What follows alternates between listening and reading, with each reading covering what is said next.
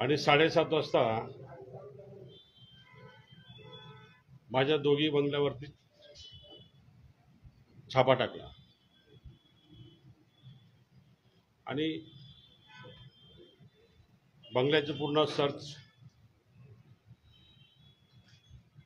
गेल्यानंतर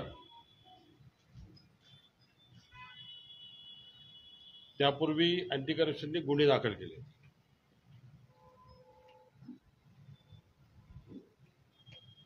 फोर्जरी म्हणून एक 420चा त्यांनी गुन्हा दाखल केला. माझ्या 53 वर्षाच्या लाईफमध्ये मी कधी फोर्जरी केलेली नाही, साधी एनसी सुद्धा दाखल नाही. त्यामुळे मला हा विषय जास्त जिव्हारी लागला. राहिला विषय 2014 मध्ये तक्रार केली असताना अँटी करप्शनला 10 वर्ष का लागले माझं डीड तपासायला?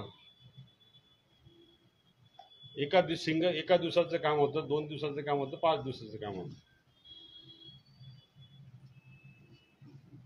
म्हणजे अन्याय करण्याच्या दृष्टीने कोणाच्या दबावाखाली पोलीस यंत्रणा काम करते.